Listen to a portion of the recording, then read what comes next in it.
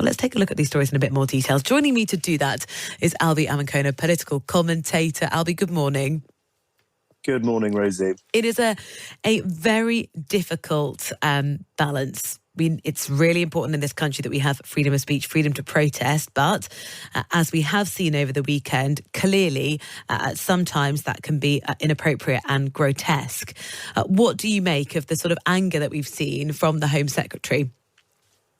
I mean, I can certainly understand the anger that we've seen from the Home Secretary, and I can understand the anger that we're seeing from a lot of free speech advocates. But we've got to remember that free speech is an important part of this country, and it's an important part of every liberal democracy. But equally, it does seem a little bit absurd that people are allowed to scream the word jihad in an Israeli context in protest when it's probably quite clear what that means. And there are, of course, anti-hate crime laws, and it seems quite easy for the police to tell some protesters. I saw a video on Twitter of some protesters holding up an English flag at one of these protests, and they were told to take it down because it might be racist, but apparently it's too difficult to tell people not to say jihad in an Israeli context. So there are parts of discourse where it seems easier for the police to apply these laws than it is others, and actually the law needs to apply equally to everyone.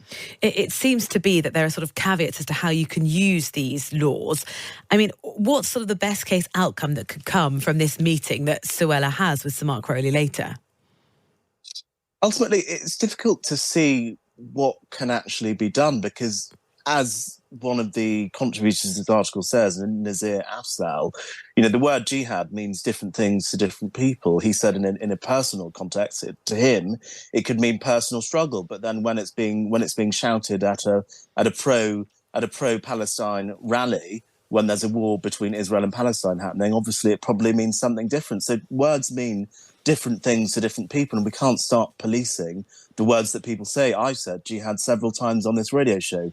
Should I be locked up? Obviously not. But then how can you prove that someone saying it at this protest is saying it to incite violence against someone? So I'm not really sure what more is going to happen other than the Home Secretary saying she's looking into this, because ultimately we can't go around policing people's language in a way which would be massively authoritarian. This is in part the problem.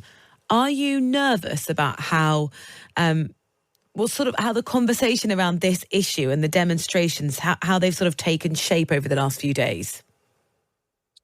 I'm nervous because one of the things that I've noticed with a lot of commentators, especially people on the free speech side of the argument, is there tends to be a lot more free speech around opinions that certain people like, and a lot less free speech around opinions that people don't like. And really, if you believe in free speech, it's got to apply equally to all different people and all different kinds of opinions. And I'm worried that one of the things that we're seeing with these protests, as with many other issues, whether it is trans rights and gender ideology, is it's free speech for opinions I like and no speech for opinions I dislike. Obviously, there's a very, very tight balance to be struck between free speech and hate speech, but I just wish people would be more consistent on the free speech side of the argument when it came to matters like this. We'll see what comes out of that conversation a little bit later today with the Home Secretary. Let's move to the front page of the Times, Albie. We've just been talking about it with Terry, but an announcement from the Conservatives that 100 hotels that are currently being used to house migrants, that is going to end. Contracts are going to be terminated with hotels in areas really that are key election battleground seats. It is, well, how do you see this? A bit of a pitch to the public, or at least those constituents, to say, look, we're getting a handle on immigration?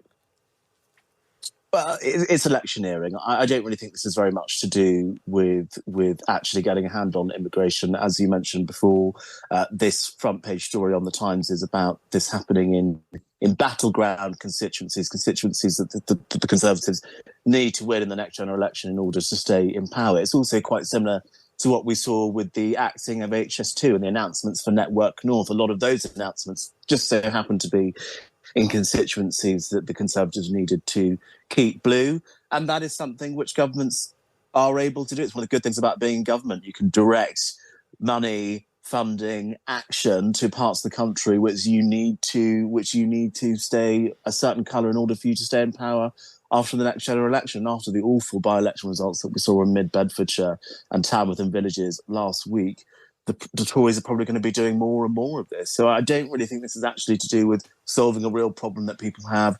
It is more to do with signalling to the electorate that the Tories are solving the issues, or being seen to solve the issues that matter to voters. Yeah. How do you think the Conservatives are handling that? Because obviously, caveats as always with by-elections, it has been a pretty bad week. Yes, it has been a pretty bad week. What the Conservatives would say, so much Gillian Keegan, they would say, well, the Conservative vote stayed at home. The Conservative vote was down by around 2/3, but the Labour vote went up by just a few hundred. That's often a phraseology that you will hear coming from ministers. And, it's a fair point to make. But ultimately, there is no one on the Conservative side of politics that is looking at the results from last week and thinking, oh, it's all right, it's going to be absolutely fine at the next general election. People are really concerned. So these were some of the safest seats in the country. And it just seems to me that the country aren't buying what Rishi Sunak is selling.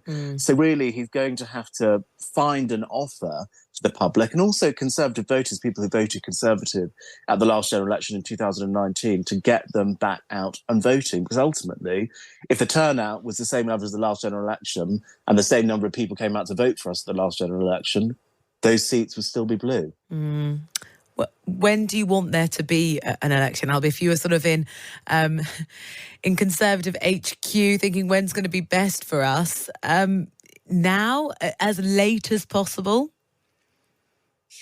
Look, that is up to the Prime Minister. I think, judging from the results that we saw last week, I would probably imagine the election is probably going to be towards the end of the term, so perhaps another December election, maybe even a January election. It's not going to be nice for activists going out campaigning around Christmas in that awful weather, but I think that's what we're going to have to be doing, because what the Prime Minister will want to do is hope that there's going to be something to turn things around. And I think at this point, maybe that's all we've got to hope for as Conservatives, that there could be something to turn this around, that we see some action on Stop the Boats, that we see some action on the economy growing, inflation falling, some movement on those 5 pledges. So we actually have something positive to say at the next general elections. My fear, even though I know the public wants something as soon as possible, is if something is done as soon as possible, we'll be punished just like we were in the by-elections last week. Yeah. Interesting analysis inside the Mail this morning saying the question is bruised Rishi set to have a reshuffle? They're reporting the Prime Minister's under pressure to look at his top team. Is that the solution, to sort of rejig the people in the cabinet? Well, it could be. Two of the people that are apparently up for reshuffle in this article, according to the Daily Mail, are Suella Braverman, the Home Secretary, and also Greg Hans, who is the party chairman. Now, it can be quite typical that party chairman, after really bad by-election defeats, will step down. I think that's how Oliver Dowden stepped down as the chairman. I think this was last year or the year before. I personally think it's probably quite unlikely that Greg Hans is going to step down as the party chairman, or indeed be moved, considering he's actually recently been moved into the job. So I think that is quite unlikely. Suella Braverman being moved from the Home Office is a rumour that I have heard time and time again. It hasn't happened yet. There might be some people in the party, perhaps to the left of the party, the more moderate wing of the party, that really want Suella Braverman to go. Others can actually see that she's quite useful. She's almost like a shock absorber, absorbing all of the bullets flying around for Rishi Sunak. She seems to be quite a good lightning rod. So she's got her uses, and she's also got her cons. Whether or not the Prime Minister actually has the gumption to move her is another thing. But do I think a reshuffle is going to solve the Prime Minister's problems? No. What needs to happen is there needs to be movement on the 5 pledges. Yeah, and how they'll do that and how they'll engineer that, we will wait and see.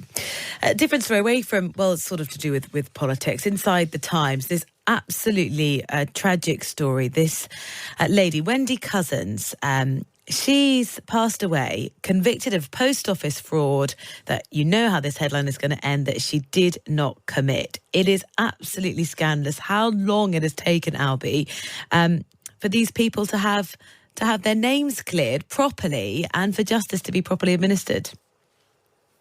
I mean, it's an absolutely heartbreaking story from this report by Tom Witherow.